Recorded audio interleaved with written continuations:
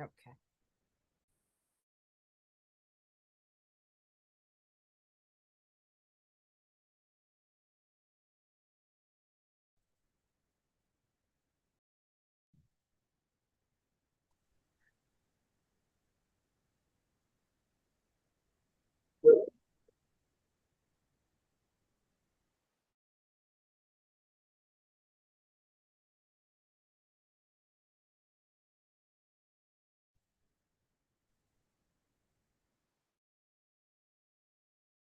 All right, good morning. Welcome back to docket number 210515 REO2, Bureau's investigation into performance mechanisms for a performance-based regulation framework.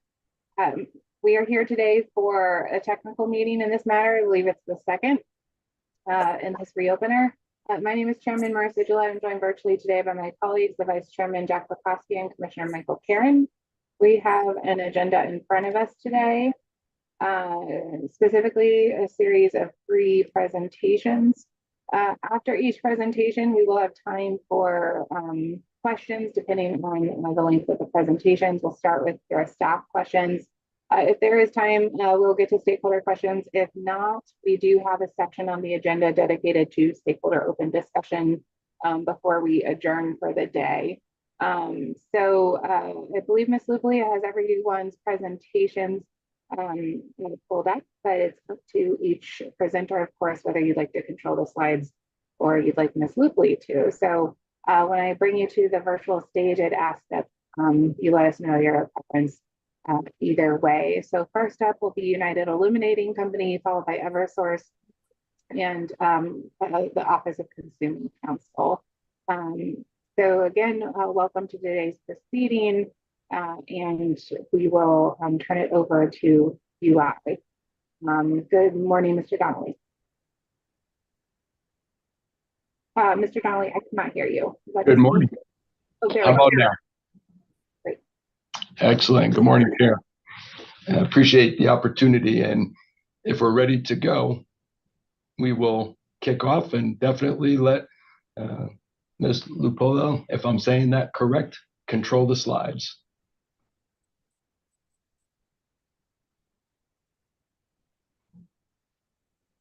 Excellent. And thank you for the opportunity to come back yet again here, our third technical session. And I will be kicking off and covering the intro in the first part of our slide deck. Again, I am Kevin Donnelly. I am the Senior Vice President of Planning and Regulation here on behalf of the United Illuminating Company. Previously, we've had Ms. Charlotte Ansel on our last presentation, and I just want to do a quick bridge. She's since moved into a new opportunity, a new role in the company here as our Vice President of Investor Relations. So I'm having an opportunity now to join and appreciate that as we go through the company's position and what we've provided for hopefully a really good discussion here. I'm joined by 3 of my colleagues, and each of those will get an opportunity to talk more to their specifics as the subject matter experts, and that's Eddie Mulholland, and Tracy Palella, and Rita King. They'll introduce themselves as they come up.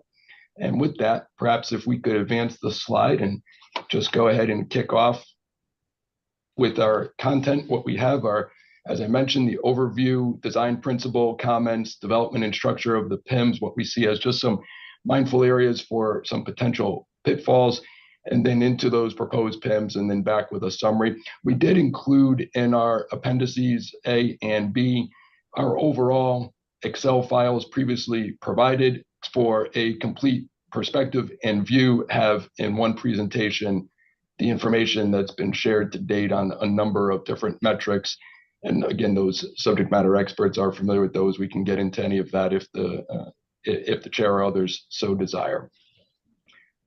Moving forward on our overall content. And what we see here is really 3 things that we want to make sure we continue to best understand and share for context. Again, happy to see and really excited that we've got the design principles having been expanded so that we get a more full discussion.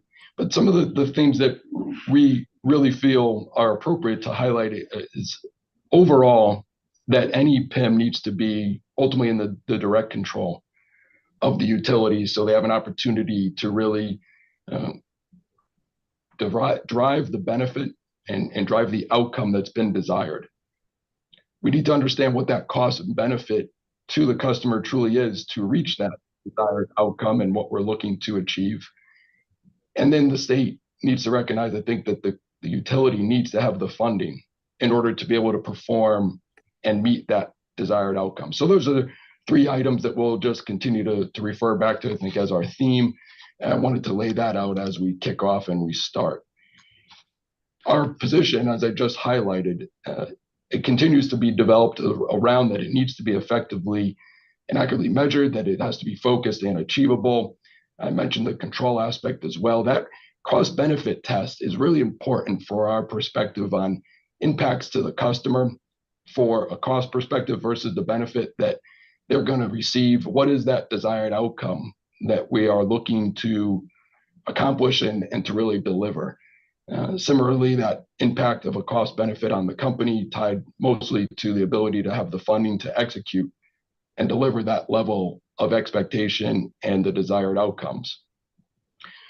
Really, from our previous set of comments, we continue to maintain our recommendations. We have a minor change that we wanted to highlight, and Eddie Mulholland will talk more to this here.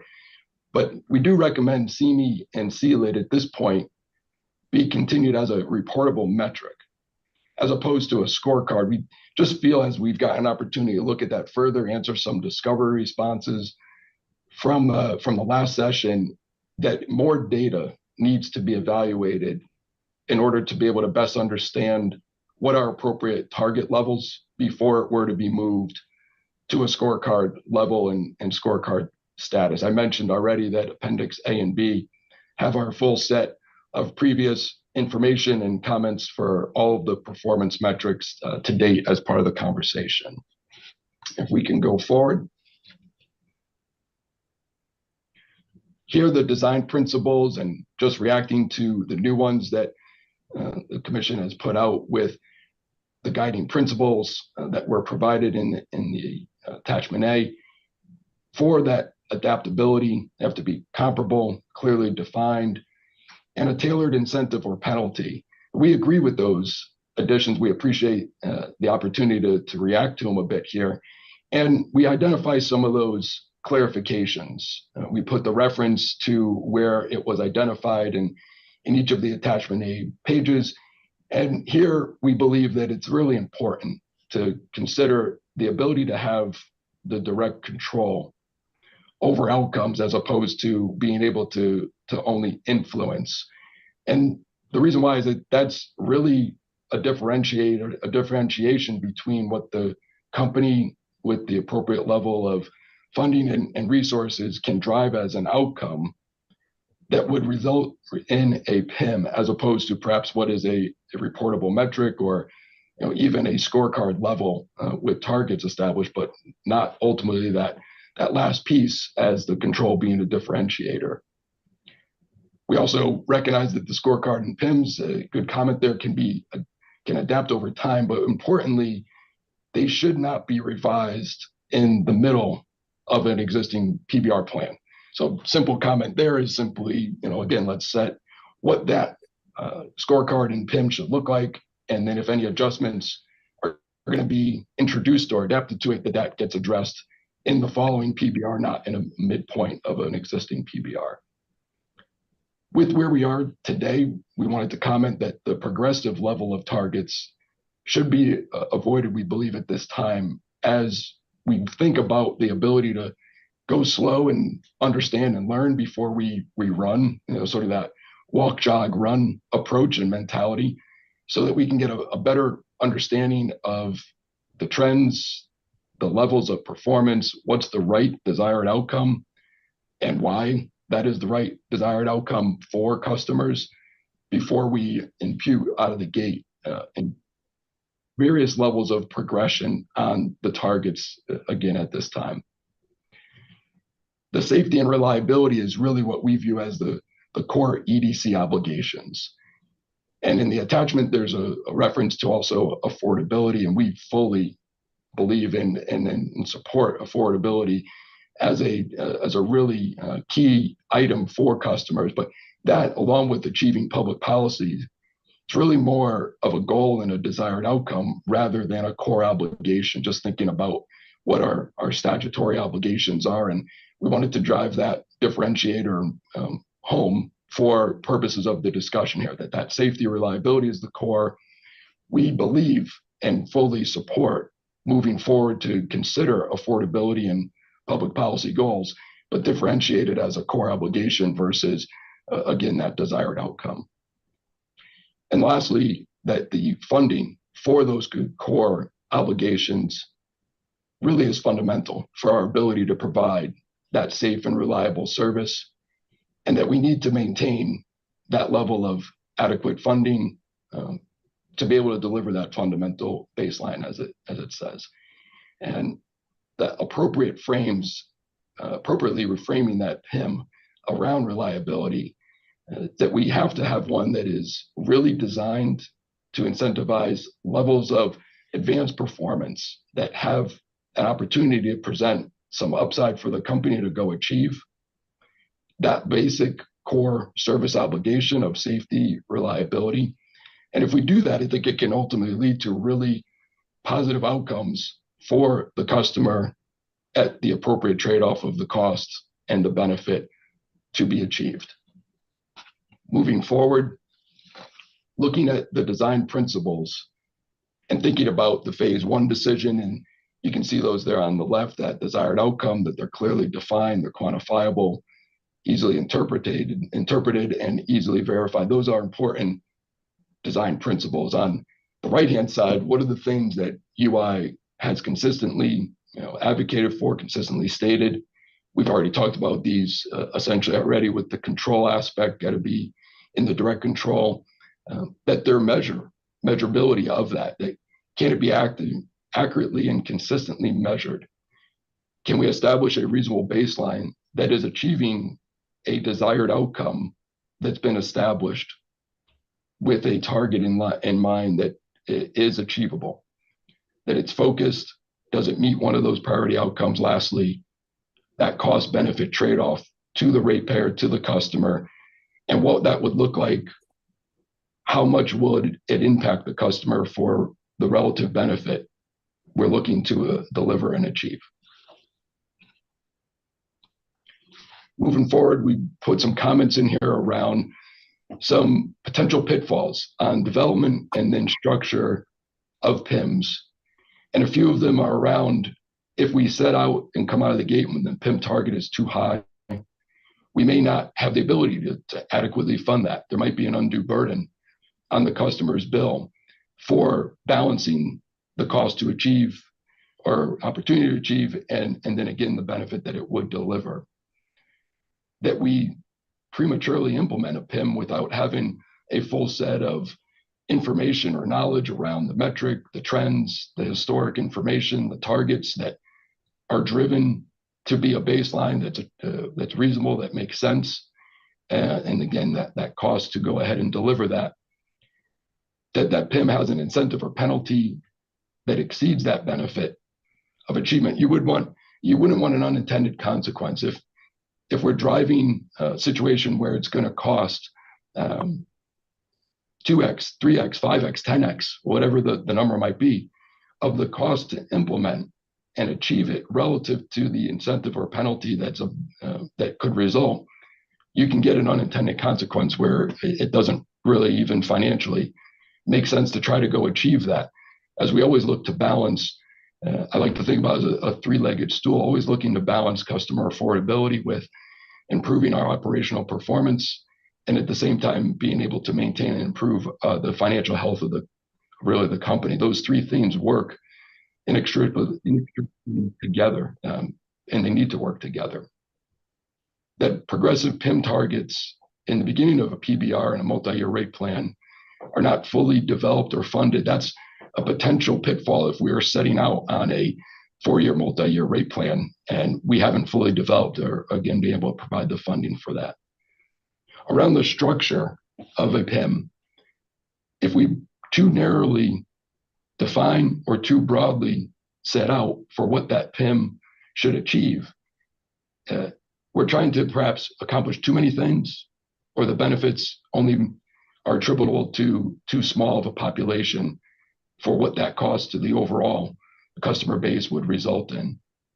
And that the achievement of the PIM has a diminishing return, which leads to an unintended consequence. Again, here that you may end up where the penalty to incur might not be nearly as much as the cost to achieve, and it calls into question, how do you go about driving the performance and ultimately the outcomes that we're looking to achieve for the state, for the clean energy policies of the state, for ultimately the service levels to customers. Lastly, around the assessment of the approach, as we go forward to the next slide, we've got the design principles listed there on the left. We've captured them as here are ones that would make a reportable metric to the scorecard, to the PIM as has been laid out. And the way we've approached this for conversation here this morning is with an icon base, a red, green question mark type approach for whether it's been not met or met, and in between it needs that further discussion and agreement. And so we've gone through in the next couple slides each of the areas as relate to operations, customer service, public policy, to get a discussion around, are there some good candidates based on that criteria ranking of looking at the principles and where we see them fitting currently and at the moment. The more green checks we were able to assess and stack up, it indicates that higher potential to move from reportable metric down to scorecard, and ultimately for a consideration, perhaps for a PIM. So with that, I want to turn it over to Eddie Mulholland, who's going to take us through the first on operations. And Eddie, I see that we're a little misaligned on the version that popped up on the screen, so you can interpret where the icons sit, and I turn it over to you. Okay, thank you, Kevin, and good morning, everybody. Eddie Mulholland, Senior Director, responsible for operational performance at UI. So just in terms of our table here, just on the assessment of the various reliability measures that have been discussed in relation to the design principles that were put forward. So you can see firstly that we have SAIFI, SAIDI and KAIDI, excluding major events or storms, which are primary system reliability metrics, well established. We have existing targets and broadly within the EDC control. And as you can see from the table, and apologies for the minor misalignment here, but we have the green checks across the list of design principles, indicating that we believe that these broadly meet the design principles for development into PIMs. In the next column, we've got our SAIFI, SAIDI and KAIDI, including major event days, otherwise referred to as our all-in reliability metrics.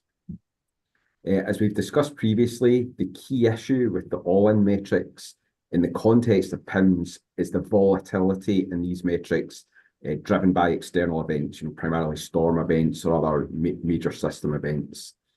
And while our target could be set based on historical performance, may not be cost effective or in the interest of ratepayers to incentivize EDCs to invest at a level to achieve a specific all-in reliability target in a given year. And this is the very reason why reliability metrics with exclusions have been established, broadly used in the industry, and in terms of the PIMs that I'm familiar with, the reason why the excludable metrics are those that are used in PIMs. Lastly, we have CME and CLID. So these are very different from the system level measures, SAIFI, KAIDI and SAIDI that I discussed, in that CME and CLID measure specific performance of customers who experience multiple or long duration outages. These are customer level metrics as opposed to system level metrics, which were introduced in last year's RE08 proceeding and were first reported by EDCs in 2023 covering our 2022 performance. We don't have extensive data or historic performance or a lot of cross-industry benchmarking. And for this reason, we believe these measures meet the principles to be considered as a metric, but not as a scorecard or PIM at this time. And while improving these metrics, we agree is within the control of the EDC, it will require an appropriate level of funding to achieve a specific target or a level of improvement should these metrics be considered for a PIM in the future. One additional comment in relation to CME and CLID I wanted to make was in the context of the recommendation in the OCC presentation, which referenced the potential to require EDCs to map performance to census blocks. And I just wanted to highlight that this isn't something we'd recommend. We manage reliability at the system level, so that's our SAIFI, SAIDI, and CAIDI metrics. We measure at the circuit level, and then with the introduction of CME and CLID, we're now managing at the customer level. By introducing census blocks as an additional sort of subcategory within that reliability reporting framework, we're introducing a measure or a segmentation that doesn't necessarily make sense in terms of how the electrical grid is constructed and managed, and that you would typically see multiple circuits and portions of those circuits within any given census block. And for that reason, we recommend that we use CME and CLID as the primary customer reliability metrics within any framework. In closing, just to say, is aligned with Kevin's comments, establishing the targets as the next step is critical to the successful implementation of these reliability framework here. It's essential that the targets reflect the cost-benefit trade-off of investing to improve reliability, and that the EDCs are appropriately funded to achieve the high levels of reliability that our customers presently experience. So on that note, I will hand to Tracy to cover the customer service aspects. Thank you, Eddie. Tracy Palella, I'm the Vice President of Customer Service for the Connecticut companies. And similar to Eddie, I'm just going to touch base on some of the proposals for the potential metrics, scorecards, or potentially developing into PIMs, and just relate them to the design principles and add some comments there. And as we've stated earlier, I think that there'll be a consistent theme of understanding what are we measuring, what are we trying to achieve, how well developed is our current tracking and the data that we have, and do we have a clear benchmark or target, and what would be involved in order to do that. So the first is our NPS, Net Promoter Score, which we use currently to measure customer satisfaction.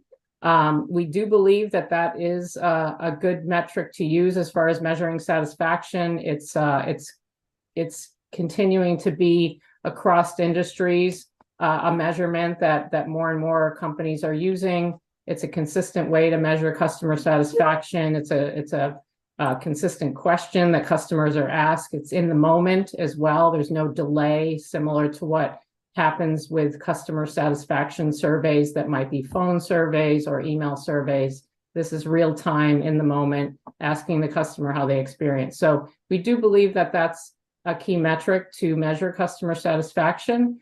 The key is here again is what do we have currently as far as data and benchmarking? It is relatively new to our companies. We've been gathering data over the past year and slowly adding the various channels of customer interaction in order to develop that sort of history of the data. So we think that's absolutely critical here to understand what's being measured, which channels are being measured, which customer interactions, what does the data look like today, and how do we take that data and eventually develop a target for that. So it's definitely some key points there in order to continue to develop that from a metric to a scorecard to down the road a PIM.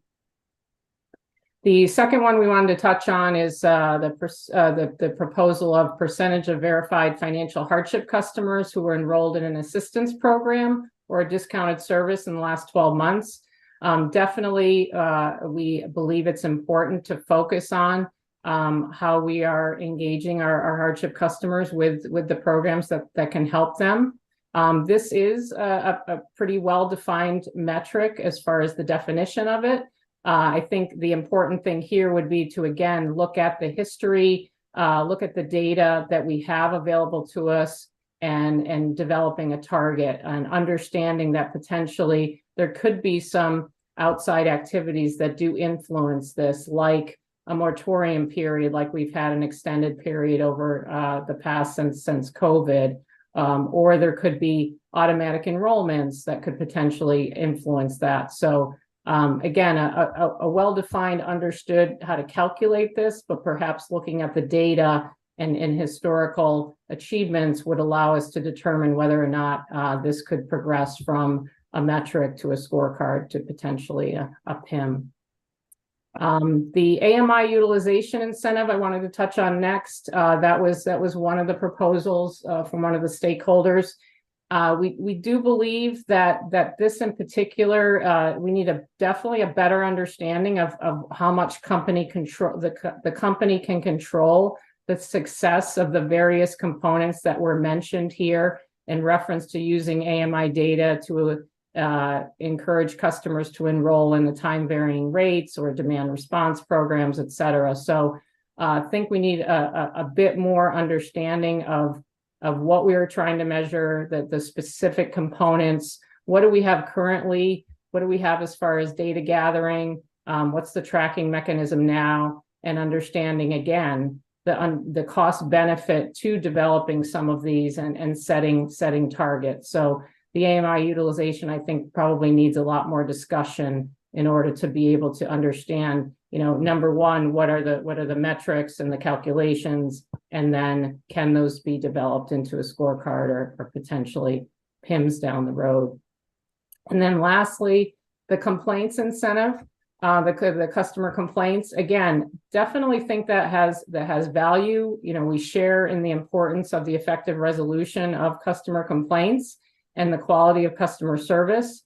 Again, with this one, I think it needs more definition and understanding. When you talk about complaints, are we talking about all types of complaints, all channels in which the complaints are received by the companies? What is the current data that the companies have historically, and how far back does that go? Do we have an ability to set a target? Are there some under the company's control, and are there others that aren't under the company's control as far as the type of complaints? Like it could be complaint about pricing or the suppliers, or in contrast, perhaps how we handled a bill issue or a field visit. So there's a wide variety of reasons why customers may complain. So understanding the definition of a complaint, which channel that we would be focusing on, and the understanding how much is in control, and then the data that we have. Do we have the ability to set a clear objective at this point? So those are just some of the comments that we wanted to share and give some of our insight into the ability for these to be developed into moving from metrics to scorecards or PIMs. And with that, I'm going to turn it over to Rita King.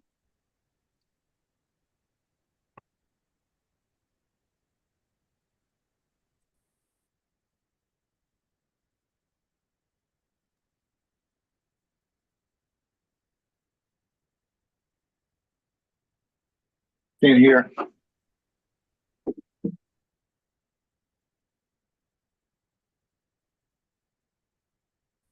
Ms. King, we can't hear you.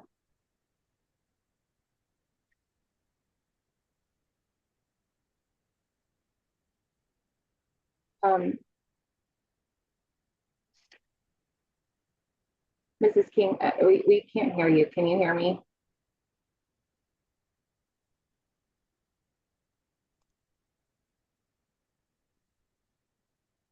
So it looks like we're having a little trouble with Rita's connection or being able to get her.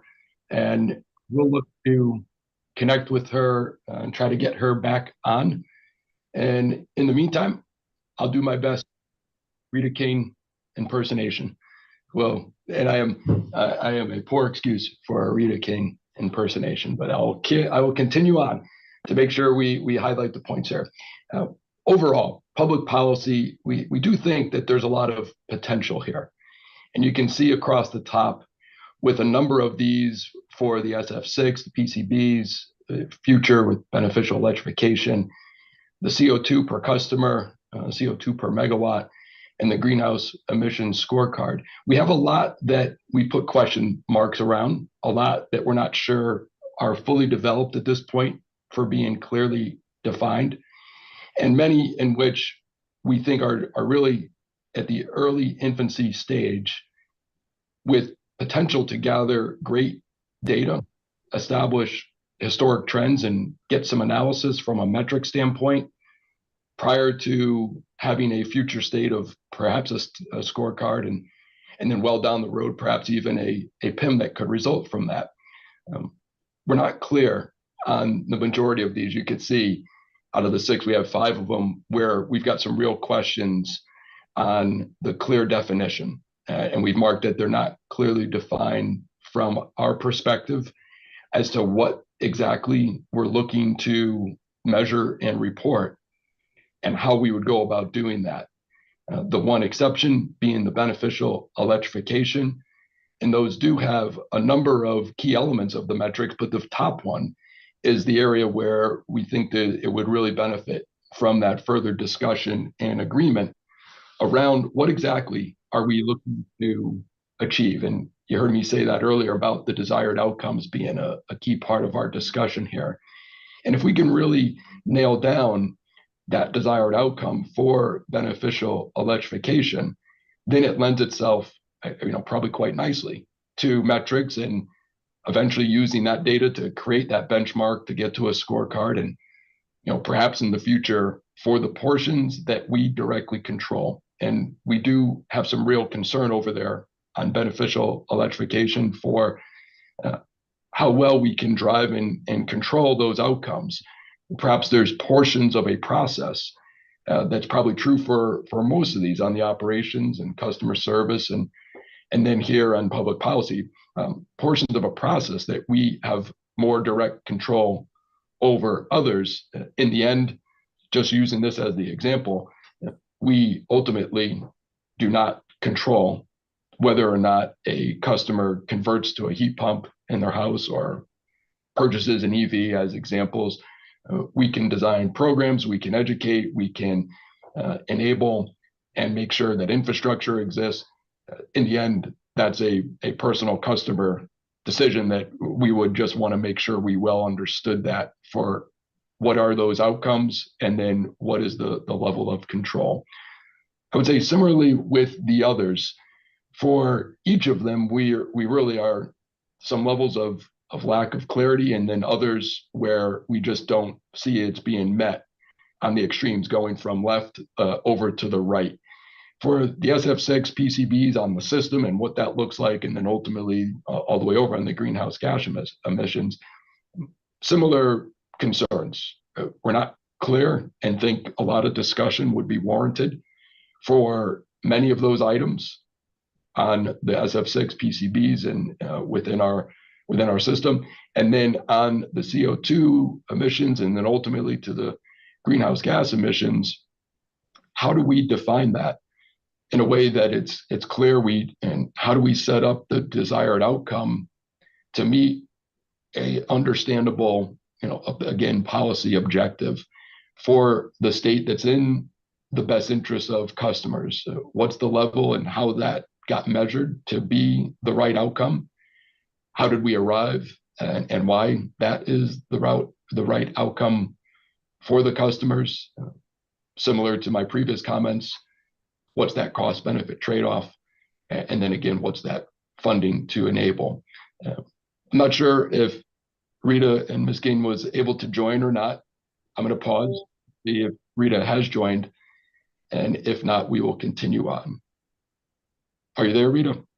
I am here. Can you hear me? Take over, please. Go for it. Yeah. Thank you, Kevin. I think you did a nice job in summarizing the table, so I'm not going to go backward. I just wanted to mention there are a lot of questions that do remain open. And we think with things like SF6 and PCBs, if we can define some of these metrics, there may be some reportable metrics that are available with beneficial electrification. I know this was something that we looked at in New York as an EAM, and I'll just note that in New York, all public policy EAMs are incentive only. So I think in general, when we look at GHG reductions and other emissions discussions, many of the items are red because we do need a clear understanding of the definitions, the reference materials, the source data, and we would have to have a discussion around what the EDC has direct control over. So in summary, as Kevin mentioned, all stakeholders should have an agreement on what we're trying to achieve with desired outcomes, clear definitions, source references, data availability, and an opportunity to assess costs and benefits. For any public policy PIMs, incentive-only PIMs would be appropriate, as these areas are above fundamental levels of core electric service obligations under a PBR framework. So thank you for your time and apologies for the technical difficulties. Kevin, I hand it back over to you. Okay, great. Thanks, Rita. Appreciate you being able to jump in.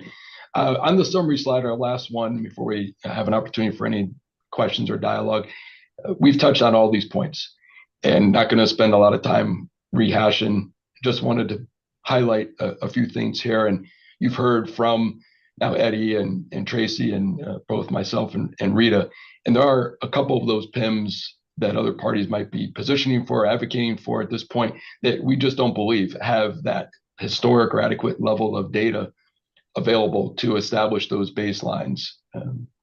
AMI utilization as being one that you heard from Tracy. Ultimately, we got to continue to think around, do we have reasonable or actual direct control over outcomes? And we do believe that the operational metrics, they're the best developed and the most developed at this point. It makes sense. And we should have an initial PIM or perhaps scorecard if we don't feel as an ultimate group or you as the commission that a PIM is fully developed yet. Those lend themselves best at this point of maturity. And outside of that, we do need to be able to get to a more quantifiable assessment, ones that's in our controls overall. And then the public policy, they're very early. And so how do we get that more clear definition, understand that desired outcome and what that will mean to customers in order to be able to attain it? Lastly, again, that cost benefit trade-off and also the funding that would be required for the company to be able to meet our core obligations and then have an opportunity to perform under the levels that we are being obligated or required to with any PIM structure. So with that, appreciate all the time. Apologies for a little bit of technical hiccup along the way. Happy to take any questions from the chair, the commission, staff, or otherwise. Thank you, Mr. Donnelly, and thank you to each of the presenters. We have a few minutes before we need to transition to Eversource. So I'm going to start with questions from authority staff with Mr. Kramer. Thank you, Chair Gillette.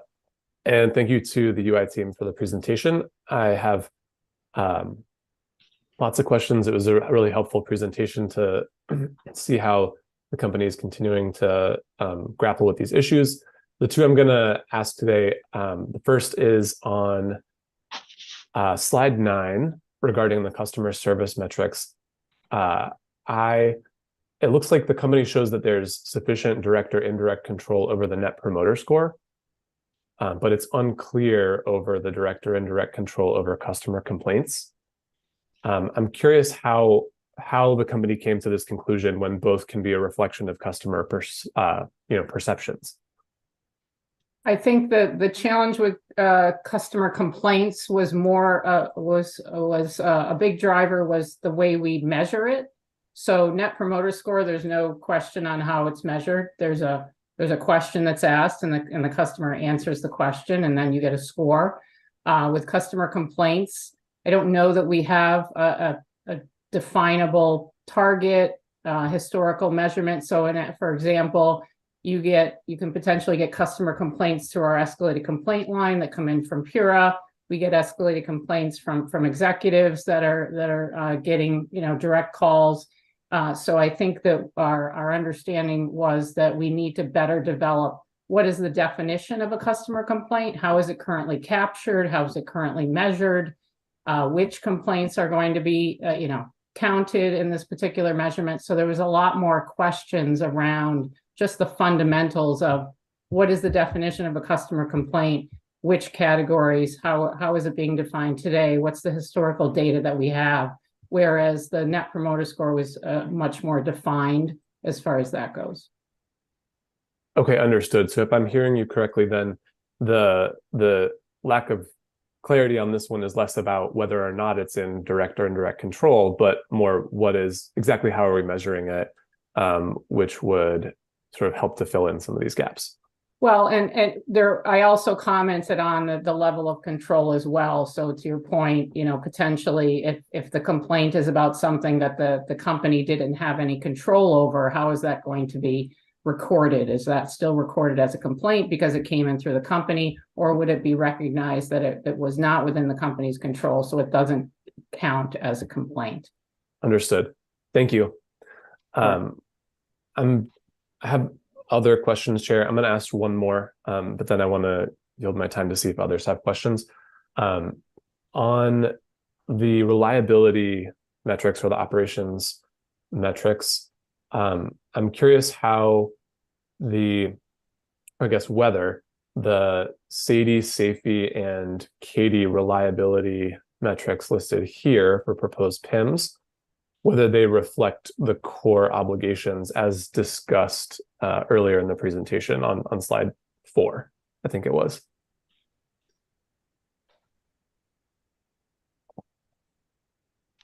Okay, so I just go back to slide 4. So sorry, can you frame exactly your specific question? How do the SAIFI, SAIDI, and CAIDI reliability metrics, excluding major event days?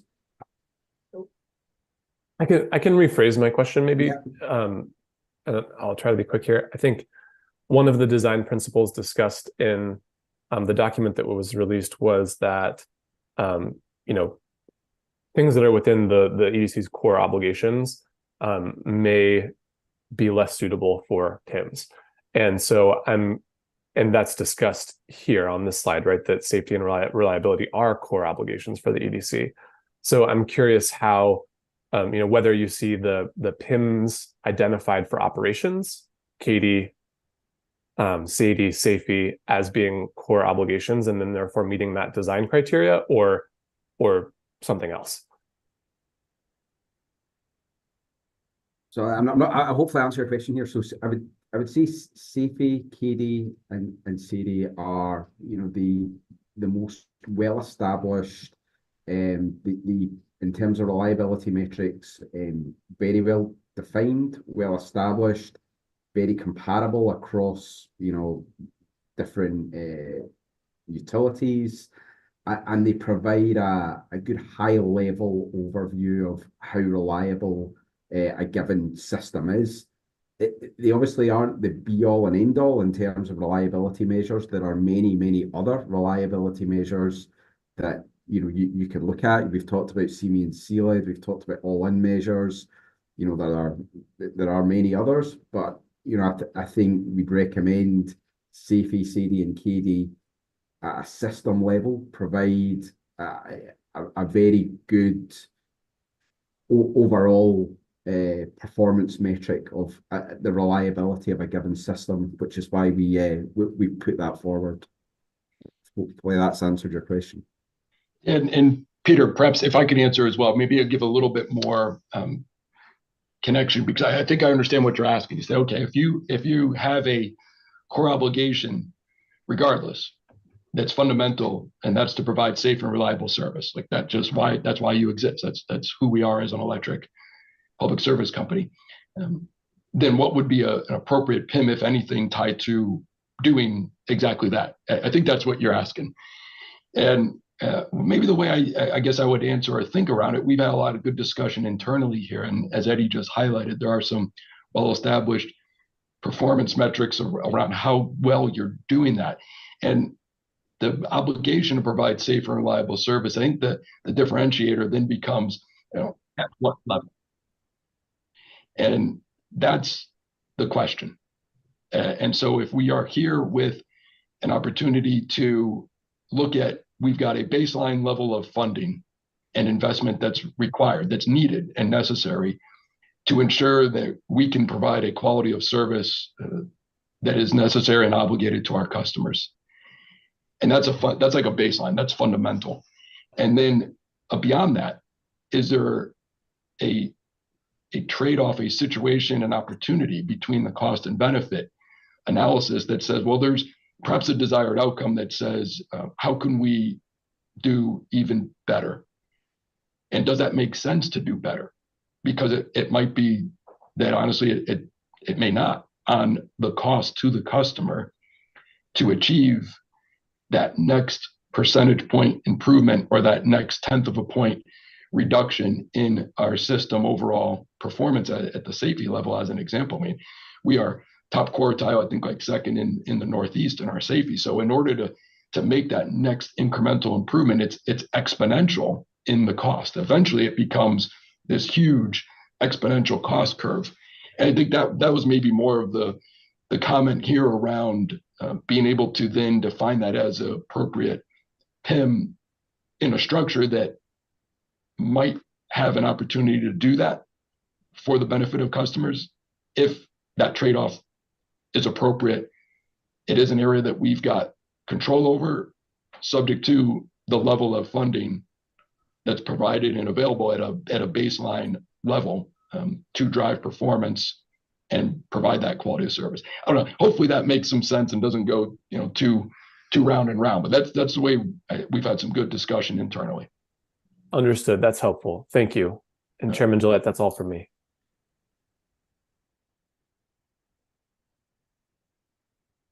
Okay, are there other authority staff with questions? If not, we're going to give the last question for now to Attorney Wheel, and then we will transition to the Eversource presentation. Thank you, Chairman. Tom Wheel from the Office of Consumer Counsel. It's a little bit of a follow-up, I think, to Mr. Kramer's question about core obligations. I was just curious how the company determines the scope of core obligations. Like, is there something is that defined somewhere? What is and what is not a core obligation?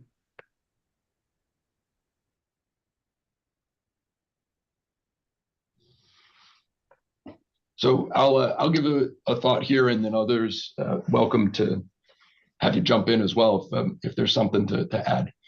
It's a good question, and it's one where you have to understand, I guess, question and ask ourselves, what defines that core obligation? What's the level of safe and reliable service? I think we all understand, perhaps, safe. You want to do all you can to make sure that the system is fundamentally stable and operational so that you keep in the public and the employee health and safety front and center. You don't want to have, as an example, you don't want to have assets and infrastructure that fails because it hasn't been appropriately replaced without the appropriate level of funding. You don't want poles, transformers falling, things like that. That reliability level is at what stated baseline. And I'm not sure that there is a clear target and stated baseline that goes back, and hopefully Mr. Eves is on the call here. He knows this way better than I do, to 98 levels at one point, that we had to have certain levels prior to deregulation, from what I can recall, to maintain levels of reliability and system performance. There hasn't been a PIM associated with that, but we've driven all of our plans around it, whether it's infrastructure investment or our ability to execute our UPZ plan, and on the veg management side, drive that. I'm going to pause and do a little handoff if Mr. Eves, if you are with us, if there's anything else to add, feel free. Kevin, I believe you covered it well. I mean, a core principle for us is the safety of our employees and the public fundamentally. And in doing the infrastructure work and the work that we do, we drive that outcome. So in replacing the infrastructure and executing the UPZ program and the elements of our program, we have driven improving reliability performance. And I think it's well noted that it is currently better than the 0.68. I'll use SAFE as the example, the 0.68 target. So we are balancing the need for resiliency, the need to ensure a safe environment for our employees and the public, and the outcome of that has been very good reliability performance. And I think as we look to the future and we consider the outcome of RE08 and continuing that level of improvement, there's a consideration around the cost for that incremental improvement, and that was well noted in the RE08 framework and a consideration as we move forward. So I'll end my comments there. Thanks. I just had a quick clarifying point. I was actually more asking the earlier slide was sort of drawing a distinction between items that were within the core obligation of the company and those that weren't. Specifically, it was affordability and public policy. I think there was a point about those are outside the core obligations of the company. So my question was more specifically, how does the company define what's inside the core obligation realm and what's outside of it? Okay, yeah, thank you. Here we are. We're trying to define a more difficult concept, perhaps, than your question, Tom. And the general statute is what we look towards, 16-244I, along with the details contained therein. And I'm not going to summarize it at all, but that's where you'll look and we'll state the provision of safe and reliable service is what we look towards to guide that. Obviously, we're going to operate underneath that. The National Electric Safety Code is going to define our levels of safety that we need to perform at and to maintain and accomplish. So the idea of the affordability and achieving public policy are clearly, as I stated, a part of what we're going to drive for a desired outcome. We differentiate that from a stated statutorily defined core obligation. Great, thank you. And thank you, Chairman. That was my question. Yeah, again, I want to thank the presenters for the presentations and answering our questions. To keep on schedule, and we'll move us into our next presentation. So thank you very much. So that brings us to our presentation from Eversource. So the same question, I see Mr. Chatterjee. So same question for you all, if you'd like to control the slides or if you would like. It would help Chairman Gillette if Ms. Lupoli could control the slides. Great. And good morning to you and Commissioner Pitowski and Commissioner Karen. Next slide. Thank you. So I just wanted to step back and really capture how far we've come in this docket and work as a partner with the authority and OCC and all stakeholders in progressing the PBR framework. We started with all dockets and all requirements, clearly laying it out, clearly listing it. We then reviewed how each of those reportables connect back to the priority outcomes that Pura laid out. Drew a Sankey chart that was interactive, sort of played around with it, but it really showed at the end of the day how complex this is. And being able to capture those connectivities, it was really helpful for us to step back and really assess which PIMs really should drive the priority outcomes of the authority in the best way possible. We also reviewed the PBR frameworks in 8 other jurisdictions, looking at what are other jurisdictions really focused on. Some focus more on equity, some focused on reliability and safety, some on public policy with new and innovative ways to really improve the utilities' performance in alignment with the state's policies. So that was also very helpful. And then finally, in that journey, we started to really hone in on what are the different principles of PBR that tie to PIMS versus scorecards and metrics. And I think we landed in the same place that UI did, that at the end of the day, right, fundamental to what we are doing is our EDC actions. Do we have direct control over it? But also what we found is that there are some scorecards that may over time become PIMS. If we have the opportunity to fund some of the infrastructure upgrades, that is one part of the equation, right? And then the other part is, can we then start to baseline how those infrastructure improvements are really improving those outcomes? And specifically as you know, we progress through this new age of climate change, we will find that there are some areas that specifically like resiliency that we will just keep sort of playing catch up if we don't significantly invest in resiliency. So how do we make those investments and still improve resiliency over time, being able to measure that performance, and then eventually those scorecards transitioning into PIMS. And then we came up with what we think is similar to the Hawaii jurisdictions of sort of bidirectional symmetric PIMS, looking at deadbands and looking at linear regression methods to look at incentives as well as disincentive structures to tie into the PIMS. We also recognize that there are stakeholders who need to have access to a lot of data that we have. So transparency of that data is also important. Whether or not it has anything to do directly with our actions or not, still having that transparency is important. So we will be submitting this Friday specific alignment of each of the principles that the authority has laid out, and how each of those principles maps to, I think, 58 PIMS that PIMS scorecards or metrics that already exist, as well as mapping it to some of the stakeholder requests for additional reportables. So we'll be submitting that in short order. And then finally, I just wanted to recognize that we have moved in this journey. Stakeholder proposals have really helped us step back and reassess what our core principles are and how they should really effectuate improvements in our PIMS. Next slide.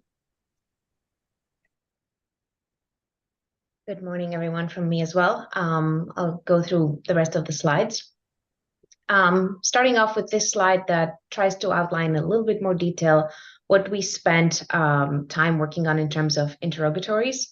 The last two had to do with our current reportables, what their historical values are, what are the ways that we use to calculate them, and then in terms of the newly proposed metrics from different stakeholders, again, questions on how applicable those are to Connecticut based on our data. Like Mr. Chatterjee said, we are responding to the last set of written comments by end of this week, where the core question is, what is our proposal for PIMS metrics and scorecards? And as we mentioned in previous presentations, the delineation stems from properties. So for that reason, this presentation is focused on table 1 in the last set of written comments. So if we go to slide number 6, where we pasted that table from the authority's document, if you recall, Eversource's proposal was 3 or 4 properties based on how we group them together or not. So this list is more extensive. And the approach we took was looking at the properties themselves, what they represent, how we think they can be slightly edited to be more easily applied, and of course, applicability of each property to each of the 3 buckets of metrics, scorecards, and PIMS is critical. So I'll start off with the next slide. One more, sorry, where we are going through the properties first. And you can see here marked with the green check marks, properties that we agree with as they are. Of course, the PBR framework was established to promote and propel the authority's 9 priority outcomes. Therefore, each metric, scorecard, and PIM should reflect these outcomes. Be easily verified is also a required property. We talked a lot about benchmarking with peer EDCs, something that has consensus from all stakeholders. There's also 2 more properties marked here with a green check mark. One talks of benchmarks or target for comparison. One talks about PIM objectives. So we understand a PIM objective to be a quantitative goal. We mentioned that's typically based on historical values, typically has ranges built around it to account for historical deviations. The benchmark or target here is a separate item to reflect those qualitative goals. And an example that we used is all-in SAIDI. Maybe we're not able to set the total value of all-in SAIDI because we do not know the number and intensity of storms, but we are able to assess the impact of each storm compared to historical values as a target for comparison. Next, I'll stay on this slide and focus on proposed modifications to some of the properties. And some are just groupings, so be clearly defined, be quantifiable, be easily interpreted, all agreed upon. They spin around the same core axis of a robust, repeatable, industry standard calculation. So we propose to lump this into one property. We also propose strengthening the 6th row item here of be adaptable over time. In a PBR concept, the idea is to be able, the specific focus should be to relate the variance of a reportable to EDC actions and to actually have a functional relationship to do that. Another important item is splitting the property of direct and indirect control into 2 properties rather than 1. Previous tech sessions and work sessions, we had lots of discussions as a group on what does direct control mean, what does full control mean, and whether that's necessary and appropriate. And we gave examples on what we mean as a proof of concept. Blue Sky SAIDI was proposed as a PIM. The EDCs are in consensus of that. Obviously, we don't control the weather, including minor storms that are reflected in SAIDI, Blue Sky SAIDI, but we have a robust methodology to create consistent calculations of it across time and to compare with peer utilities. So we are able to calculate the effect of these exogenous impacts isolated. So for that reason, we don't need full control. We have a methodology to account for EDC control of that PIM. I will move on to our last slide, where I'm talking about applicability. If you could go one more slide. Perfect, thank you. So we have the 2 columns we just discussed, and then we're adding the 3 buckets, and with check marks, we show the applicability of each property. When I'm talking of a property here, I'm gonna refer to what's listed in the 2nd column. So after our proposed upgrades. And here, we are trying to capture the essence and the way to interpret this table. I like the way UI presented this as the more check marks you have, the more met you have as answers to this table, the more probable you are to be a PIM or a scorecard respectively. So that's the way to interpret this. But we see the first 3 properties, they apply to metric scorecards and PIMs. And in essence, this says if we can't calculate something in a robust manner, if something doesn't reflect desired outcomes, it shouldn't be in a PIM, in a PBR framework. If it does, then let's evaluate which one of the 3 categories does it belong to. Metrics have a 4th property of being under EDC control, indirect EDC control. And then we have scorecards and PIMs having many more properties applied to them. We talked about the slight difference between benchmark or target, which is applicable to scorecards, and sort of the PIM equivalent called the PIM objective that's applicable to PIMs. So that's the only row you see the PIMs not being applicable to, in addition to indirect EDC control. We gave an example about the all-in SAIDI. I'd like to sort of revisit it here now that we see sort of the different properties that a scorecard has. We proposed all-in SAIDI as a scorecard, and UI mentioned the very same thing, so no disagreements there. agreed with the points made about maybe not being able to directly compare in the same way that we compare other metrics with peer EDCs, because weather events could be regional, could be locational, could have different intensities, different types of events. But Eversource has put together a resilience plan that looks at historical grid vulnerabilities, pairs them with mitigative solutions. At this point, we're able to use industry standard averages, some of our blue sky data as well, to understand the effectiveness of these mitigations. But after approval and recovery of our resilience plan, we'd be able to gather data to allow more quantitative goals to be set around all-in SAIDI to establish this required functional relationship of EDC actions to that resulting all-in SAIDI.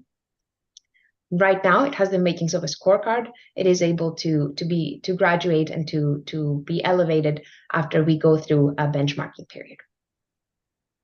With that, I'll stop here, and Mr. Chatterjee and I are happy to take any questions.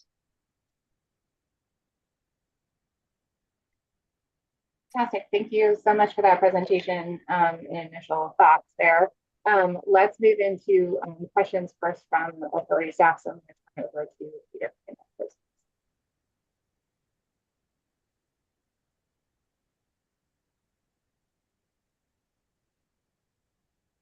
Thank you, Chairman Gillette, and thank you, Mr. Chatterjee and Ms. Nataku for the presentation. I have just one question at this time. However, I'm having a technical difficulty myself. Okay, this was something actually that I don't think I heard either of you discuss in more detail, but I did see on the slides that were submitted. So if there's a disconnect here, please let me know.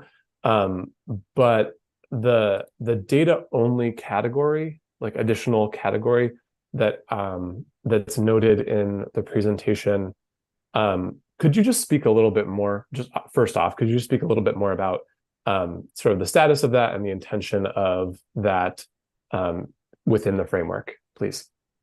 Right. So, there are many examples you'll see in our submittal on Friday, Peter. But one of those examples could be reporting on NRES installations, reporting on RRES installations, reporting on how many hardship customers there are in the state.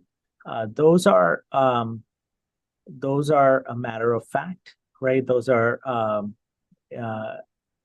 based on number of connections or based on the income of residents in Connecticut. We don't feel there is a direct relationship with EDC actions, but EDCs have the data. They are reporting that data.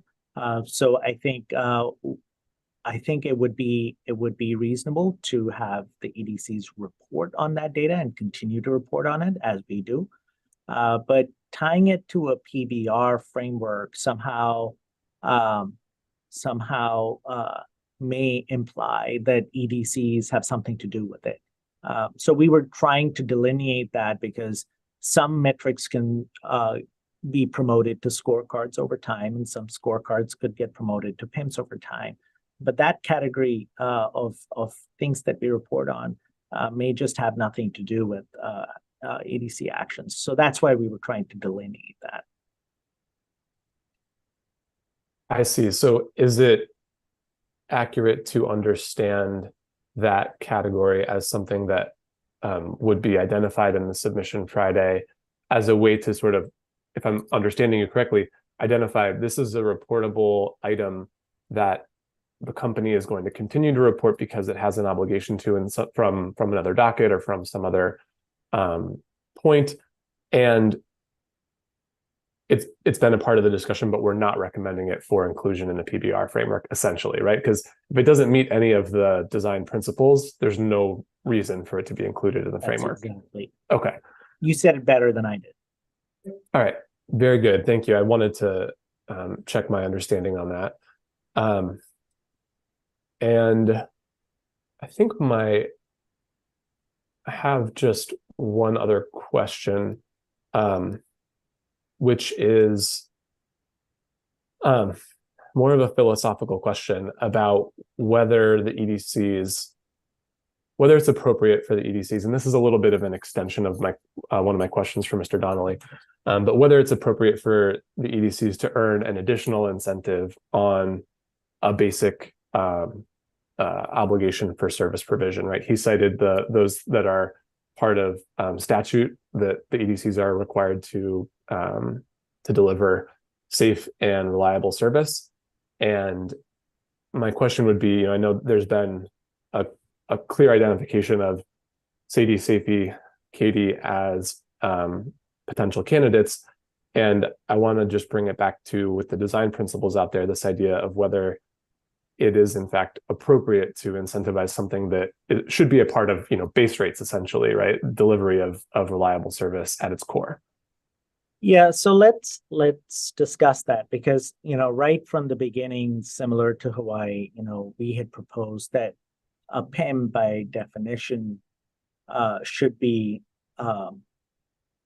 bidirectional and symmetrical in nature.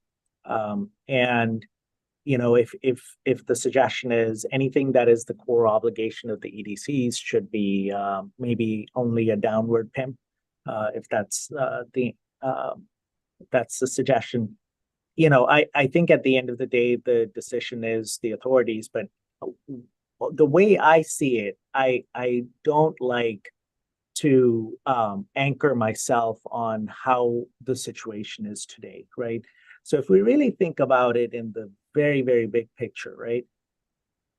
That's why I was trying to allude to climate change is real. We are seeing Yukon data now that every storm that comes to us is about 2 to 4 times the intensity that storms had been coming in the past.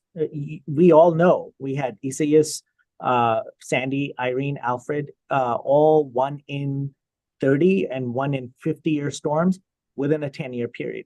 So minor storms, major storms, the utilities, I think, will find themselves with an aging infrastructure in a place that reliability may degrade over time because of no action that they have taken or not taken. It's just the climate is getting worse for us. And so if we really think in the long term, if the authority recognizes that and recognizes that the EDCs really have an obligation to stay ahead of that curve instead of being behind the 8 ball. Reliability is good right now. So it is fair that we easily get anchored to that. But in the long term, if we just keep doing what we're doing, I really fundamentally believe this, that reliability for most utilities, at least in the Northeast, will degrade. So, and resiliency will rapidly degrade. So that's why I feel like even though it is our core obligation, having the authority push the utilities to maybe think about undergrounding, strategic undergrounding more, to think about addressing a reliability in environmental justice communities, being more proactive than reactive, I think is a good thing. And that's why, for those reasons, I think even though it's a core obligation, it should be symmetrical. Understood. Thank you for that, Mr. Chatterjee. And by no means was my question an insinuation of a downward only PIM. I was really simply trying to identify the, whether those sorts of core obligations are suitable for a PIM of any kind. So thank you for that response. And Chairman Gillette, that's it from me. Thank you. Are there other authorities, staff with questions? If not, we'll go to the queue from stakeholders. All right, Attorney Wheel, you are up, sir. Thank you, Chairman. Tom Wheel again from the Office of Consumer Counsel. I have a really basic question just about the last slide, which is it, just wasn't sure if there was a reason that 2 of the rows were orange. I was just looking at it, trying to figure out if that indicated something. Yeah, I wanted to draw attention that it's not like the PIM doesn't actually verify this property. It is basically an advanced property that it verifies. Few rows under that, I don't think there's a screen share going on now, but a PIM would have an objective, which is quantifiable. It would be, we had an example of the SAIDI having to do with historical averages and a range around it for historical 1 sigma or 2 sigma. A benchmark or a target is a softer version of that, where it would be a qualitative direction, maybe. For example, for all in SAIDI, right? You need to start reducing it. The impact of each storm should be reduced as you have approval of regulatory approval for resilience programs, right? So that just highlighted not to make sure that we understand there's a harder property for a PIM to process. Okay, thank you. That was my only question. Thank you, Chairman.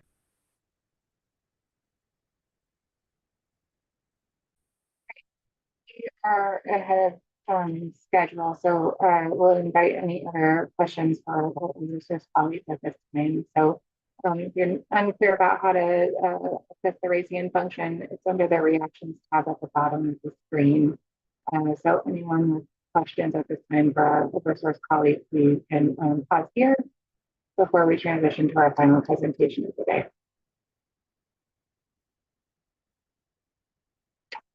Ms. Cohen from the authority. Good morning. Thank you, Chairman. I'm not sure. I'm going to pose this question. I'm not sure if we have the right folks from the Eversource panel to be able to speak to the customer service perspective, but just to pick up the thread that we were discussing with the UI representatives earlier this morning about, it'd be interesting to know the company's position specific to kind of customer service metrics and whether this idea of direct or indirect control of customer complaints as an example. I'm just wondering if you could comment on that. I'll defer to Mr. Jared Lawrence. Jared, are you on? Yep, I'm on. Good morning, Jared Lawrence, Chief Customer Officer for Eversource.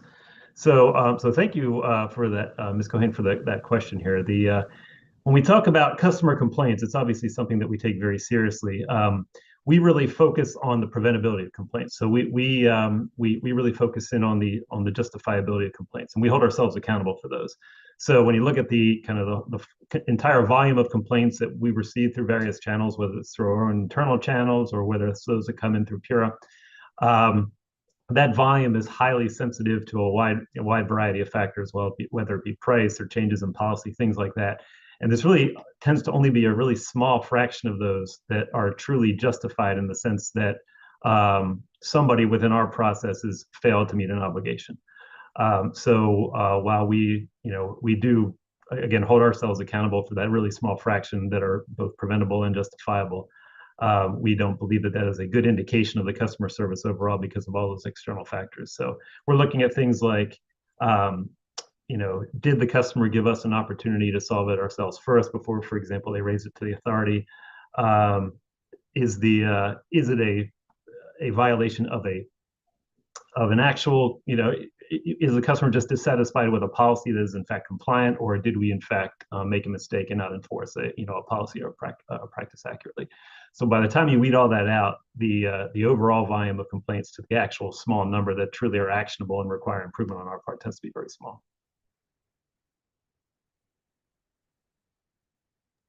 Thank you.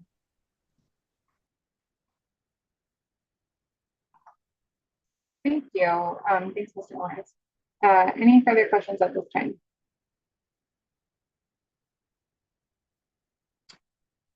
All right. If not, then I want to thank the team for their presentation and for answering. Thank you, Chairman. Thank you. All right, let's move into our final presentation of the morning. I'm noticing the typo on the agenda. Unless the OCC team would like to wait until 11:50 p.m., I think we'll go ahead and take that presentation now. Attorney Wheel, I see you and your colleagues. Would you like Ms. Lupoli to control the presentation? Yes, please. Thank you, and thanks to Ms. Lupoli. Welcome, Consumer Counsel Coleman, and the floor is yours. Thanks, y'all. Thank you. My name is Tom Wheel. I'm from the Office of Consumer Counsel. I'm the Director of Utility Oversight and Regulatory Reform. I'm joined today by, most importantly, Consumer Counsel Coleman, as well as two representatives from RMI, our consultant in this docket, Kaya Ribina, always never sure how to pronounce her last name, and Karina Rosenbach. So I'll just go over the first couple of slides before I hand it off to our colleagues from RMI. There's our introduction. Thanks, Ms. Lupoli. So our presentation today is going to give first a reaction to the proposed design principles that were included in PURA's document, and yeah, then we're going to discuss a little bit. It was referenced a little bit earlier, I believe, in UI's presentation. We're going to have a little bit of a discussion about our suggestions to enable census level reportings to better inform metrics and performance mechanisms generally. We'll talk a little bit about our approach again to developing our final portfolio, which has changed a little from the portfolios we've advanced earlier in the docket. We'll talk about how we've been mapping our proposals to the priority outcomes, and we're going to cover a couple of individual proposals that are going to be in our filing on Friday. So with that, I'll hand it off to Kaya to talk about design principles. Great, thank you, Tom. So basically we, by the way, apologies if I sound a bit like a frog today. I have a bit of a sore throat, so hopefully it will last for the duration of this presentation. So we also reviewed the proposed design principles, and the first thing that we want to say is just that we think that they're, for the most part, really great, and we fully support the ideas that are reflected in those principles. We specifically do very much approve of the idea that each proposal should have a clearly identified objective. That was basically, I think, the spirit of what we had proposed as well, to make sure that we're aware and very clear about what each mechanism should be trying to achieve. And also we agree that an outcome may be suitable for a PIM if the outcome's within the indirect or direct control of the EDC. So definitely we appreciate those principles. Next slide. We would like to offer just one modification, not based on substance, but just to clarify. And this seems to possibly be in line with one of the suggestions just offered by Eversource. The last draft principle, we think, could just be clarified a bit so that it's clear what its intended meaning is going forward. And that last principle is include incentive and or disincentive structures sufficient to achieve the identified PIM objective. So as I think I just said, OCC fully supports the goal articulated there. We're just not sure whether that phrasing is detailed enough to enable future users to know how to use that principle to meet the intended goal. So the in the document, PURA did explain that principle based on this quote here, as basically it was meant to represent three different proposed design principles shared by OCC, one of which was select the financial incentive structure with regulatory goals and potential trade-offs in mind. Second was right-size the incentive. That's the one that was highlighted by Eversource in their presentation. And then the third one was pay close attention to marginal incentive rates. So next slide. So basically, these three principles were each tailored specifically to address different pitfalls that may sometimes occur when stakeholders and regulators in those jurisdictions have designed PIM incentives. So basically, to ensure that that intended meaning is preserved both within this docket and across future dockets, we just suggest that PURA clarify it a bit. And we offered two potential solutions. One could be to just replace that last draft principle with the three original principles proposed by OCC. The other option we think could just be to basically expand it a bit. So you have two principles that are a bit more specific, one of which would be consider what incentive structure and size could achieve the identified PIM objective most cost effectively. And the second one would be the original OCC design principle, pay close attention to marginal incentive rates. And I'll just say quickly one word on the marginal incentive rates one. That one is singled out because Those are very important in our view to drive the incentive impact of a PIM. It does matter what that next payment or penalty is going to be depending on what performance is expected to be. So if you're in the middle of a big deadband and you're the utility, it would be reasonable for you to say, well, we don't really expect our performance to get to the point we might earn that, say, lump sum payment or that kind of marginal incentive once we get out of this deadband. So it may not be in their interest to really work as hard within that range. And then if you get close to that boundary where it looks like you may get to a point where, say, there's a big lump sum payment or something like that, the marginal incentive rate can get much higher than is actually cost effective. So that's kind of the underlying thinking behind that principle, is just to say, hey, like, keep this in mind. The marginal incentive matters, not just the design kind of itself. And I mean, speaking as an economist, this seems like it's just sort of what everybody would be talking about in PIM design kind of processes, but that's not actually always the case from what we've seen. So that's basically the thinking there. Okay, you can go to the next slide. Okay, and I'm going to hand it off to my colleague Karina now. Thanks, Kaya. So I'm going to talk a bit about OCC's proposal to require the EDCs to map their geographic records to census blocks to enable the EDCs to track equity impacts at a more granular level. So yeah, thank you. So through a series of third round interrogatories, the EDCs informed OCCs that they do not currently have the capacity to map their existing records to census blocks. However, census block data is generally more useful than zip code data, which the EDCs do currently track for understanding equity impacts. This includes how outcomes vary according to socioeconomic characteristics such as income, race, ethnicity, and so on. OCC expects that overlaying census block data on the EDC's existing address level record should be a fairly simple exercise, especially since census blocks are only updated every decade, which means that little to no effort should be required for maintenance after the initial mapping of address records to census blocks. So our understanding is that enabling census block level reporting is thus likely to provide substantial value at low cost. So we encourage PURA to consider requiring the EDCs to develop this capability, and we include the use of census block level data in several of our final performance mechanism proposals, particularly those that track benefits and impacts for low-income and underserved customers. We also encourage PURA and other parties to consider other ways in which census block level data could be leveraged to both track whether outcomes are equitable and to support increased equity in REO2 and in future dockets.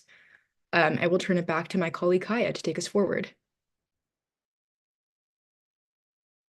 You can go to the next slide. Thanks.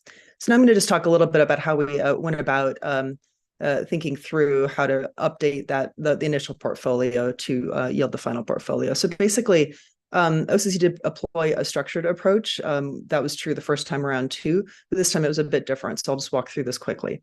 So basically, the approach was to review all parties' initial proposals to issue as, I believe it was UI that, no, it was Eversource, I think, that mentioned that there were several rounds of interrogatories that OCC issued to the EDCs to obtain more insight on specific proposals. And that was related to both proposals we had put forward as well as the proposals of other parties, just to get a better understanding of what data might be out there, what that looked like, which metrics might actually make sense or might not make sense. We also did conduct some further research, such as approaches used in other jurisdictions. And then we revised the initial set of proposals to reflect all of this information and take in that feedback and input from other stakeholders as well. So the final portfolio has evolved a substantial amount, but it does have some of the elements that were there in the initial portfolio as well. Just a note, in this round, OCC opted to not include mechanisms that are being developed in other dockets as part of OCC's final portfolio. That is in contrast to the initial set of proposals in which we did include the non-wires solution shared savings mechanism specifically. And that decision at the time was to increase the visibility of that and make sure it was just on everybody's radar as we were going through this proceeding. But just for reasons of kind of being focused, OCC didn't include that in the final portfolio. That's not an indication at all that we think that they're not important. It's just that we think that it made sense to focus on the ones that are up for consideration and potential adoption in this docket. But we do encourage PURA to consider how these other proposals, not only the non-wire solutions SSM, but also the metrics and scorecards and reliability that are being developed in the RE08 EMG proceeding, and also the AMI metrics and scorecards, how those are could be reflected in the straw proposal and in the final PBR framework, since it's all important that it all works together, right?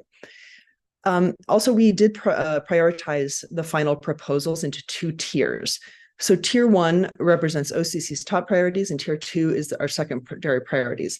And this was based on 3 factors. One was the extent to which the priority outcomes that were addressed by the performance mechanism align with OCC's core mission. The second was the level of impact that we anticipated that performance mechanism would have on the priority outcomes. So like how effective we think it'll be and how impactful. And then the third one was how well defined the mechanism was. So basically how fully baked it was, how many remaining decisions would need to be made to really bring it across the finish line. You can go to the next slide. Okay, back to Karina. Thanks, Kaya. So OCC really designed the full portfolio of performance mechanisms to achieve broad coverage of PURA's priority outcomes. As you could see from this Sankey diagram, there's another one on the next slide, which we'll get to. On the tier 1 proposals, which are our priority performance mechanisms, as Kaya just mentioned our approach there, we include 4 PIMs, 8 scorecards, and 2 metrics, each of which maps to the priority outcomes. And I'll give folks a moment to look at this slide and kind of see how the proposed PMs map to PURA's priority outcomes.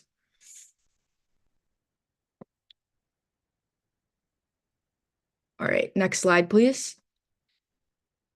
So for tier 2, that's our secondary priority proposals. We include 1 scorecard and 5 metrics, again, each of which is mapped to PURA's priority outcomes here. All right, I think back to Kaya to close us out. Yeah, so now we have summaries of the individual PM proposals, performance mechanism proposals. And these are all the same ones that you just saw, just a little bit more detail.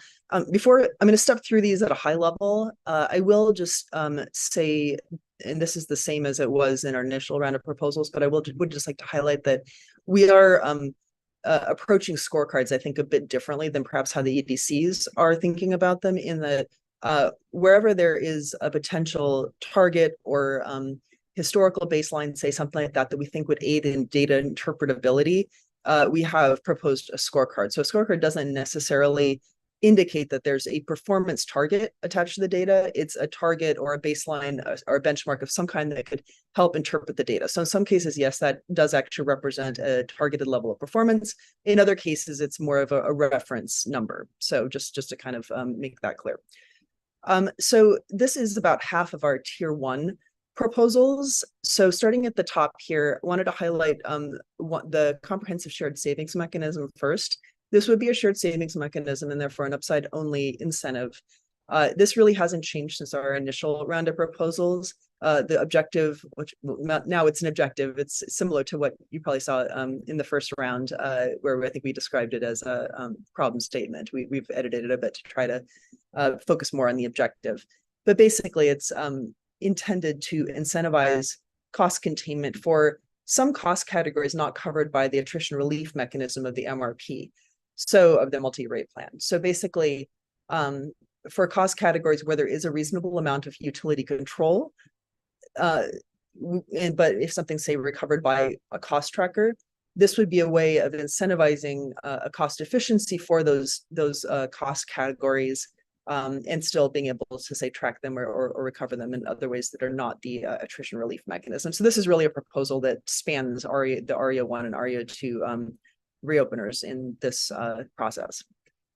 The second one is reliability incentives. This is another PIM.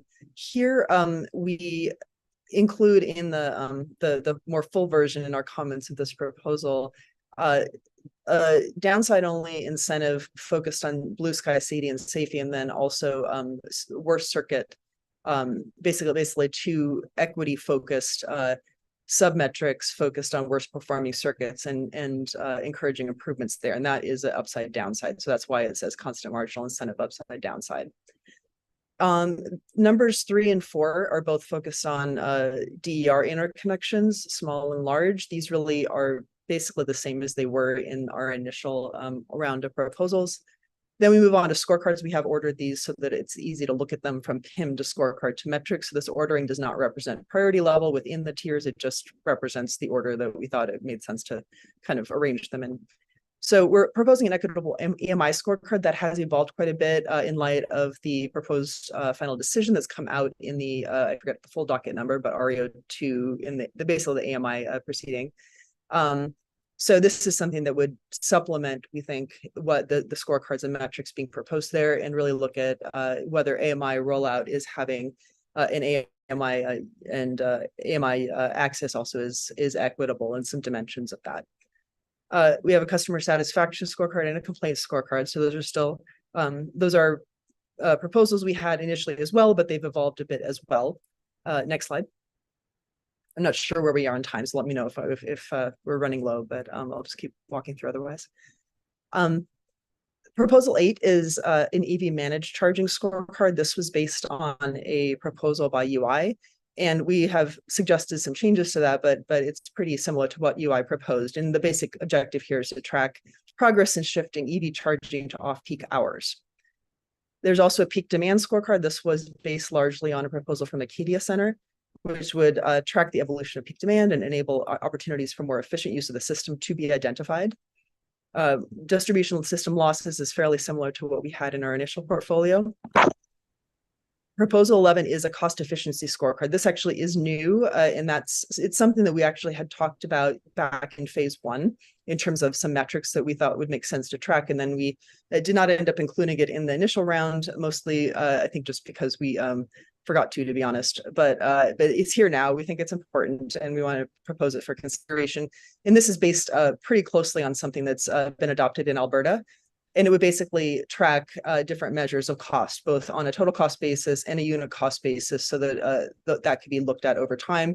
So total OPEX, controllable OPEX, CAPEX, and capital cost. And capital cost being basically the measure of capital expense that matters more to customers, because it's the way that it shows up in rates much more than CAPEX itself.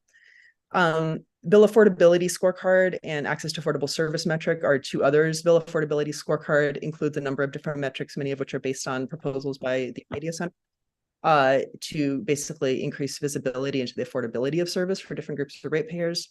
And access to affordable service metric really focuses more on disconnections and the affordability programs that are that exist to help keep customers connected to service and help them pay their bills. So there's a number of different metrics in there. And then finally, in tier 1, we have a new proposal for a power restoration after major events metric, which would basically track how long it takes to restore power and whether that pattern of service restoration is equitable. Next slide. Okay, and these are our tier 2 proposals. As you already saw on Karina's slide, the first one's GHG emissions scorecard. So that's pretty similar to what we had in our initial set of proposals. DR services metric, this is another one. This has evolved a bit, but the objective remains the same, is to increase visibility into the ways EDCs are leveraging DERs to provide grid services, to keep the costs down for customers and provide quality service.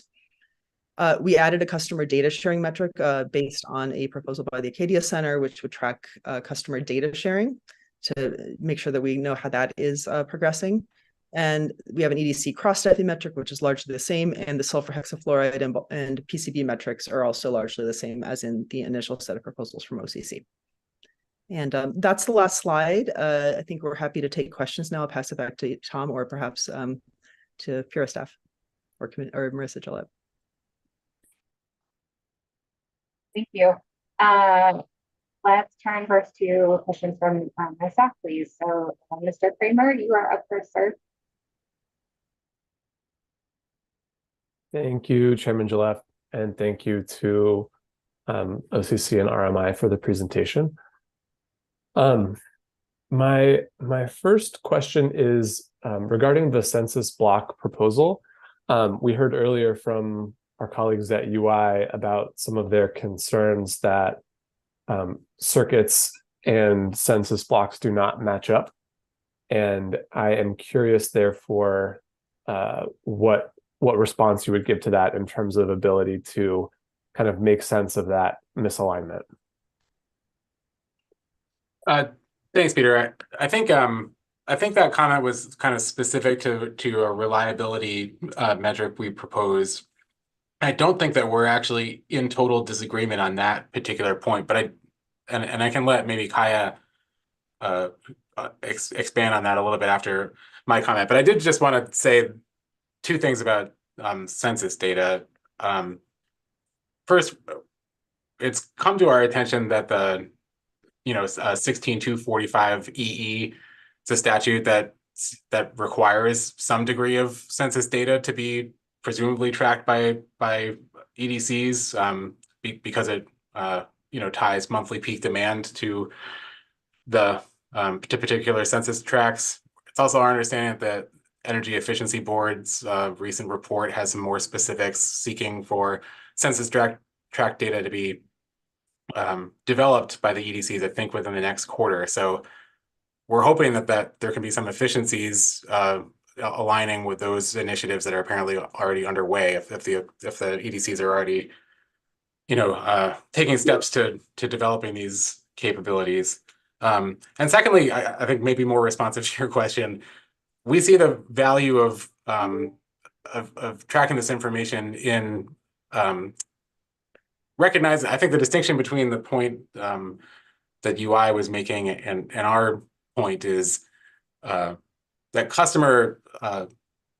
traditional kind of customer data when it comes to resilience and reliability metrics only measures average impacts across all customers, which sort of by definition can't get you any information about equity, right? Like I really appreciated actually in another docket, the authority just issued a draft decision highlighting something we very much agree with, which is essentially the principle that ratepayers aren't a monolith, and there's a wide diversity of opinions and goals and what matters to one ratepayer might not matter to another. And obviously there's also a wide diversity in our state, wider than many other states, in income level and the sort of closeness, geographical closeness in the disparity between incomes and other socioeconomic demographics. And we feel that this information is central to what what Pura has been trying to work on through the Equitable Modern Grid docket and beforehand, to kind of develop a sense of how we can do better to ensure that the services provided by and impacts of electricity and other regulated services are equitably distributed. So from our perspective, sorry, this is a really lengthy answer, but the other kind of thing that we've developed through this process of this docket is a better understanding of what data is missing, and that's kind of driven the results of our filing coming on Friday. We've kind of changed a lot of things that were initially PIMs to scorecards, or maybe things that were scorecards to metrics, in response to the information that we've gotten from our interrogatory responses and conversations with the EDCs. And a major element across many of our proposals, what's missing is any way to determine those equitable impacts across customers, to measure what's going on with particular kinds of customers as opposed to just customers in general, which is the only data we have now. Kaya, I don't know if you want to add anything to respond specifically to that reliability metric. Yeah, I think I said this earlier, but just in case I didn't, yeah, we actually evolved that reliability proposal to focus on worst performing circuits as the equity dimension in response to the EDC's feedback. So we did take that into account. I also will just say that there are different levels that you can use census data at. There are census tracts, there are census blocks, and then there are census block groups, which are kind of in the between the two. And for any given performance metric, I think it's important to think about what would actually be a useful level of aggregation to look at. But I mean, fundamentally, our proposal is that if you are able to track at the census block level, you could then, utilize that in whatever ways are appropriate for reporting, both for the performance mechanisms in this docket and perhaps in other dockets where you look at those equity impacts and be able to then take additional census data, whether it's on race, ethnicity, income, other types of information there, and draw some, make some further analyses that I think could be helpful in informing progress in meeting equity outcomes and any issues that maybe need to be addressed. I don't know if Karina, if you have anything additional on that to add. No, Kaya, you definitely covered it, and Tom as well. So thank you both. All right, thank you. That's helpful to get that clarification on the reliability piece, and then also the bigger picture, Mr. Wheel, on some of the objectives here. Okay, my next question is regarding the comprehensive shared savings mechanism. From your description, Ms. Remina, and from the slide, it looks like at this point the proposal is likely to be upside only, and that it's aimed at cost categories not covered by the ARM. What are those cost categories, please? Yeah, so those cost categories would need to be determined based on how the ARM is designed. So right now we aren't able to say specifically, but basically the kind of idea behind that is cost categories where there is a reasonable level of utility control, but that those are not actually covered by that say indexed ARM or whatever it is that ends up getting adopted for the ARM. So an example of that might be costs related to say reliability kind of upgrades, like CapEx or that sort of cost where there is some control, but it's important that there be some flexibility if Pura decides that's the case in terms of spending. You could also include costs. I mean, Hawaii does, by the way, have a shared savings mechanism of this sort of nature, although the utility obviously is structured differently. So it's not something you could directly bring over, but there is an example out there. Other types of costs could be AMI related costs for AMI rollout, those sorts of things. I think we gave a few other examples in an earlier round of comments, but basically the fundamental idea is just basically if there are places that a cost efficiency incentive is would make sense, like if the utility does have a reasonable level of control and there may not be a strong enough incentive otherwise because say the cost is tracked in a way that could enable spending that isn't so efficient to basically have the mechanism focus on those particular categories of costs. So that would be a pure determination in terms of which specific costs to include.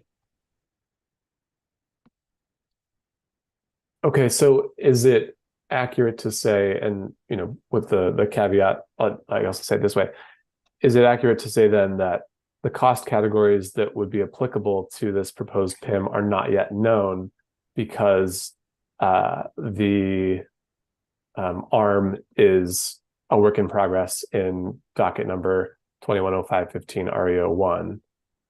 I'll stop there. Yes, that's accurate. Okay, and is it also accurate to say that the intention of this PIM would be to cover any other cost category that is not subject to, for example, the index-based revenue cap formula, so as to sort of transfer the incentive to contain costs that would have been in place to any sort of carve-out that may exist? So there's still a cost containment incentive, but this would be the mechanism by which to extend that to anything that falls outside of the ARM. Is that accurate? Well, that's entirely accurate with just one clarification, which is that it wouldn't be all costs because there are some costs that really are pure pass-throughs. The utility does not have any reasonable level of control over those. So many of those are currently covered by RAMs, and those ones that would be a determination by Pura, but those costs we are not recommended be included. There would be the ones that the utility does have a reasonable, if not 100% level of control over. Okay. Just add for clarification, I think the idea here is that to the extent that an outside recovery mechanism is established, something, for instance, like a tracker that you could apply, that in developing that particular tracker that's designed for a particular cost, that the authority could apply specific to that tracker a comprehensive shared savings mechanism. So it's not sort of a universal idea that would cover the entire universe of any cost that's outside of base rates. It would be a tool that could be applied when designing a particular recovery mechanism that's excised from base rates. Thank you. Understood. Okay. My last question is, there was a slide that described OCC and RMI's approach to working through, the various iterations of performance mechanisms we've looked at in this docket, and then the most recent approach taken that will be culminating with the comments to be submitted on Friday. It was not clear to me from that slide of the comments, and so I'm just curious what role, if any, did the design principles that were released by the authority play a part in that process as well? Yeah, so we during that we definitely took those into account, not in a structured way where we made a like a big spreadsheet and did check marks on all of them. That was not OCC's approach, but those design principles align very much with the principles that OCC has been using and the ones that we suggested previously in this docket, in terms of just what we consider to be good ideas and best practices. So we have been, I think it's fair to say, and Tom, feel free to correct this if this doesn't sound quite right to you, but I think it's fair to say like that is what's been, those basic principles are what have been underlying, this whole kind of process of thinking for us. So yeah, I think our final portfolio is consistent with them. Yeah, I agree with that. But I also agree. I think we proposed some design principles earlier on, and many of which were adopted by the authority. So it was frankly easy to adhere to them because they were the principles that we were sort of naturally adhering to anyway. Very good, thank you. That's all my questions, Chairman Gillette.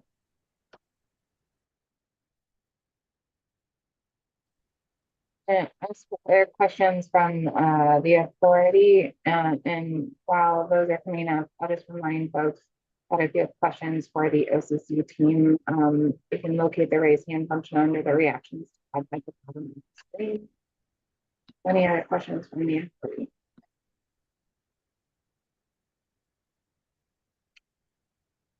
Questions from stakeholders?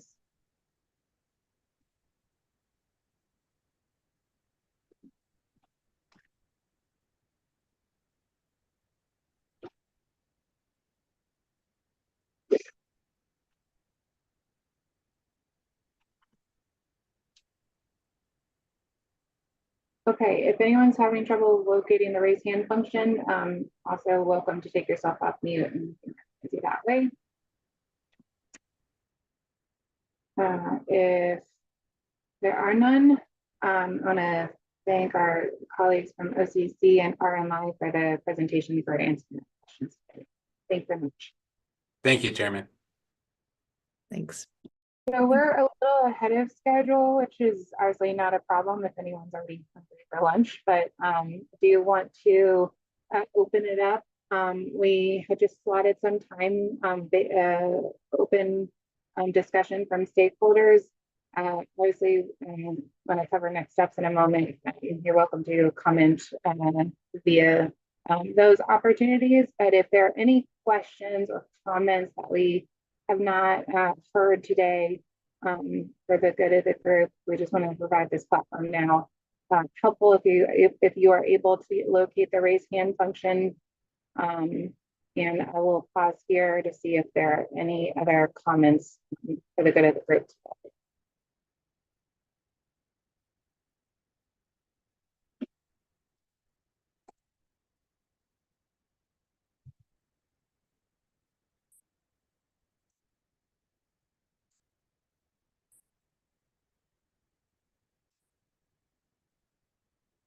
Okay, I'm not seeing any, so we can move into a recap of immediate next steps before we adjourn for the day.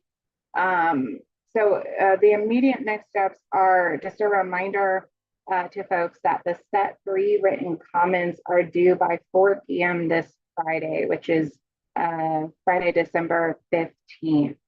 So that is the date that's reflected in the external calendar. So I want to remind folks that your final portfolios, and we've received some presentations today. Those comments in response to the third written comment request prompts are due this Friday by 4 p.m. The remainder of the external schedule is available in the docket. And that will bring us through the end of this calendar year, and we'll look forward to engaging in the new year with everyone. So thank you very much for your participation in today's event, and we look forward to receiving and reviewing your